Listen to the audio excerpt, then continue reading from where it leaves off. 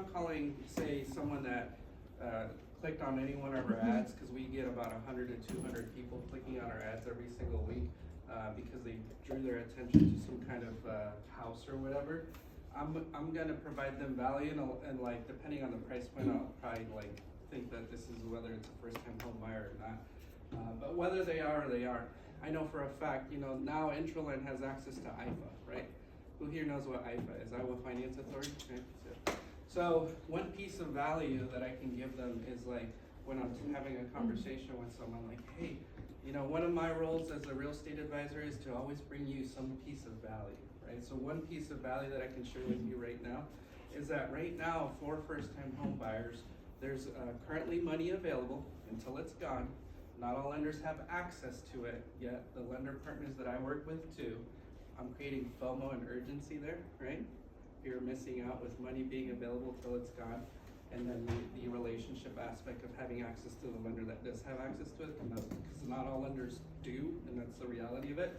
So then I'll go back to, so there's opportunities out there for first-time home buyers. In case you might know anyone, whether from work, church, friends, I don't even like direct it at them, in case you know anyone, right?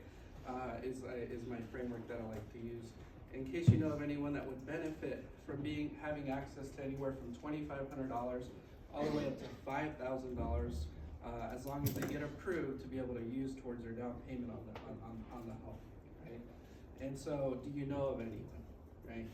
And so that's me giving one piece of value. Usually that spurs some kind of back and forth conversation of like, hey, actually my cousin, based on that information that I just gave you, do you know of anyone, right? So, so this is information. And a lot of it goes to like, yeah, I think my cousin, I think they're renting, or sometimes they're like, actually, I would benefit from that. Oh, awesome, you would benefit from that? Tell me a little bit more about that. Are you currently a renter, or are you currently an owner, right? When I ask questions, I like to give them two options, no more. Like if you give a human too many options, it's overload, right? So are you currently a renter, or are you currently a homeowner? Oh, I'm a renter, awesome, like how long have you been renting? I write all this information, because now I'm in control. They opened up, now I start asking questions to get information, right? So they're like, I'm a renter, okay, how long you been renting? Okay, and then I start writing down notes on my piece of paper, renter. Oh, I've been renting for 10 years, oh, awesome. Like, just out of curiosity, what are you paying for rent? Oh, I'm paying $1,000, per month. Oh, awesome, like, and because I'm also, this data is gonna be more valuable to me too, right? To be able to see which direction or which lender partners are gonna benefit them. So I was like, awesome, so I'm gathering information. So now, like, I wanna give them more value. Oh, okay. So this other piece of sentence I like to say right now is like, I wanna meet you where you're at, right? I want to meet you where you're at. So, like coming from curiosity, another anchor statement I like to do, like where do you see, like if I were to give you a plan of how to go from being a renter to a homeowner, when would you like to start making that process happen or that plan happen, right? I want to meet you where you're at. Well, actually my lease is up in 6 months. Oh, awesome. Anything below 6 months, we should start meeting now in order to set up a plan and put you on the right path so that we're not scrambling at month.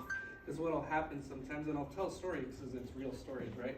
Like we'll get a client that calls us and they're like, my lease is up next month, and we're like, oh crap, like that's too soon, right? We got to get you approved. Sometimes we need to work on a little bit of credit to get you access to some of these programs.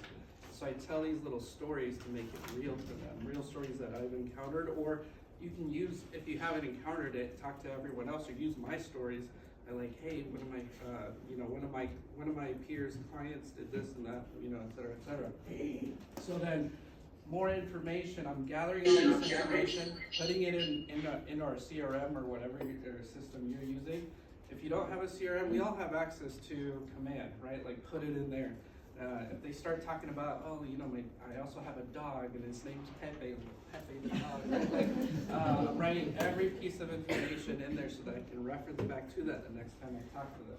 So after I get information, now I use that information. I'm like, well, out of curiosity, how long have you been renting? Oh, 10 years. Oh, okay, 10 years, $1,000. you know, did you realize that, like, just giving you a little perspective here, like $1,000 per month, that's $12,000 per year at 10 years. You've invested, or you've spent $120,000 in rent over the last 10 years. And I, you know, you told me you want to be a homeowner. Would you just like to take that same $120,000 investment into something that you can eventually own for yourself and your family, right? And I'm putting numbers because that's more relatable than anything else. And so I say, so here's the next step. I always say, here's the next step. I want to give you some more value. So the next step is for us to sit down and see if we can give you, get you down this path of giving you access to some of these down payment assistance programs, these DPAs. Sometimes I throw out this word, down payment assistant, and then I throw in the DPA. It just gives you another level of like how technical you are, right? So I like to use acronyms, but explain what they are. And so the next step is I want to see if we can get you access. So we can either, I want to meet you where you're at. We can either meet on Zoom or meet in person. You got two options, right? When would you like to meet? Or where would you like to meet? And then ideally, since you're 6 months away from your lease being up, we need to meet now so that we can see if we can get you access to this program now, or get on a path to get you access to that if your credit score may not be where it needs to be to get you access to that, right?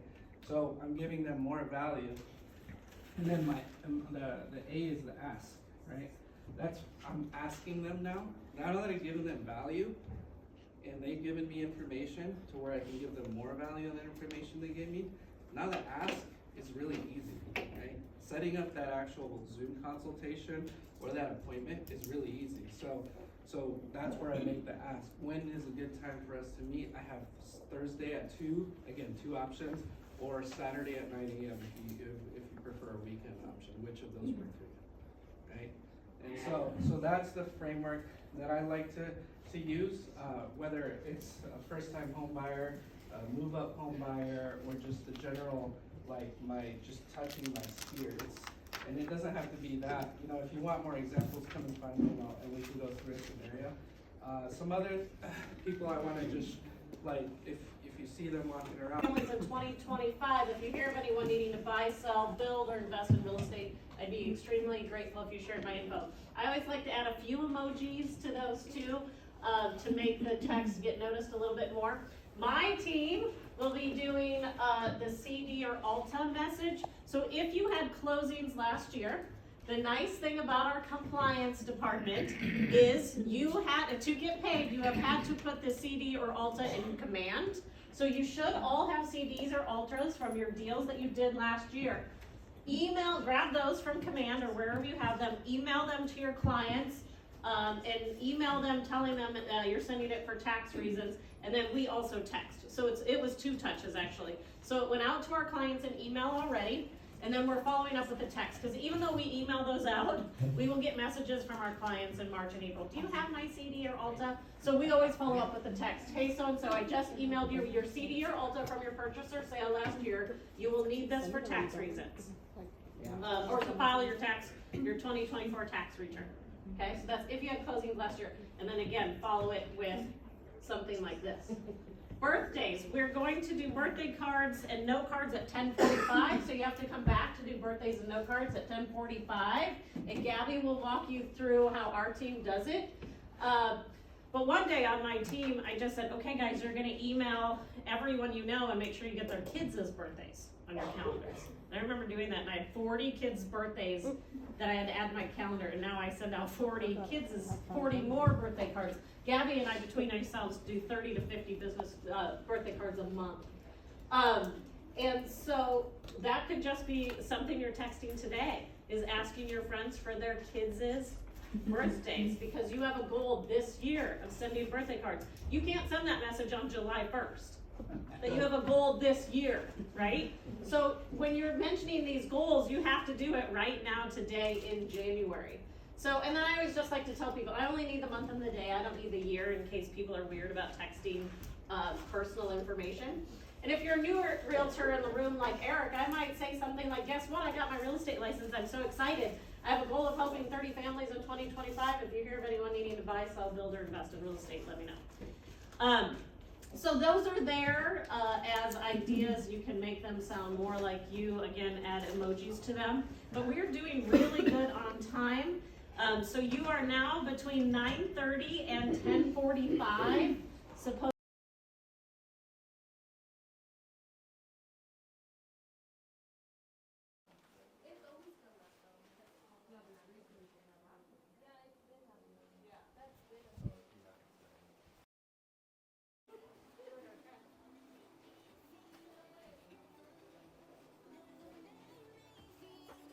Sell anything today, Junior? I'm doing a little promo for Mad Day. Guess we'll get some video going. I don't know if anyone else has done it. Yeah. Got your own little music lounge. What do you like about Mad Day? Mad Day. You're okay, Holly. You're on video. Oh, incredible. Mad Day brings so much energy into the office, and people are just here. They're bouncing ideas off of one another. It's super exciting, and it just gets the place going. It's, for the first Monday of the year, amazing way to start. Why isn't every day like this? It could be. Should it be? It should be. Should be for agents, for the office? What do you think? Ooh, what a great question. Every day is not like this because I think people are scared of committing that much energy because they don't know what the results are going to be. If every single person showed up today and tracked exactly what the results are in 90 days, I would be shocked if every single person didn't do this every day. Right? Yeah. Like that's what I go back to is like, what's everyone doing other than this? Yeah. If you want to grow and you don't want the ups and downs. I would love to take every single agent and track exactly what their day is and see what percentage of their day is working. Yeah. Or what percentage of the day they think is working and what percentage is scrolling, waiting for the next phone to call. Yeah, I don't know. Anyway. I hope that's a good answer. Yes. Yeah. What do you like about it? I like that there's so many people in the office. You like people? Yeah. Claire pays her commissions. I didn't know she likes people.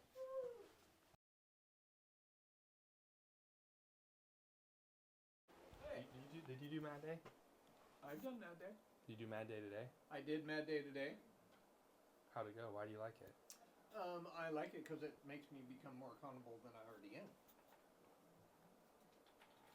What if everyone did Mad Day every day? Their business would look a whole lot different in 90 days. So why doesn't everyone do it? I don't think they like the accountability portion.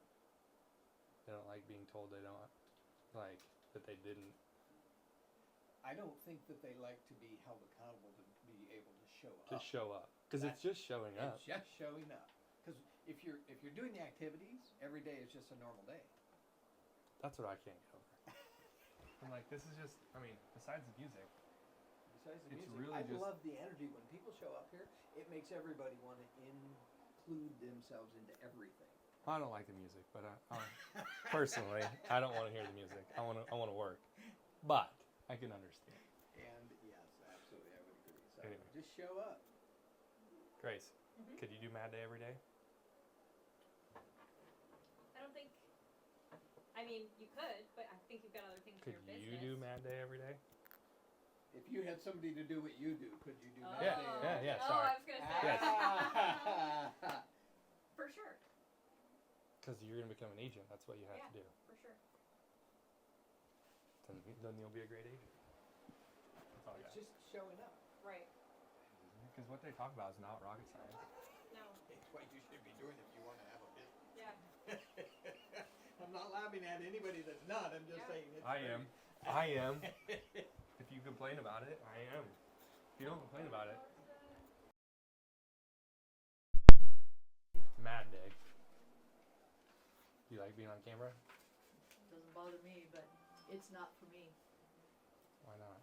because I'm not trying to increase my business. What if every agent did Mad Day? Would their business be up, or would they be drowning in too much? Like, would it be bad? No, I think if you're trying to improve your business, it's a good day to come in, just because of the communication with other people, a lot of things you pick up. It just gets you motivated, and it's nice to see all the people in the office and what you hear and can do. Yeah. I just like. What is the hurdle of making it not an everyday thing? Like, why couldn't it just be an everyday thing? because you don't make it a business. This is not, So if you asked everyone in this room, everyone in that room, and said, "Hey, you got to come and do the exact same thing tomorrow," they would say I can't, they'd say no. right? But it's Why? more of getting in the I think a lot of people don't make real estate a career. Yeah. It's more of a hobby. Yeah. It's too easy to say, I'll do that later. Oh, I can go do this. You're a business owner. Either I do agree. it or don't. I agree. Get your butt I up. like those shoes, Marcia. Boots. Moccasins? Ass kickers? Boots. Thanks, Marcia.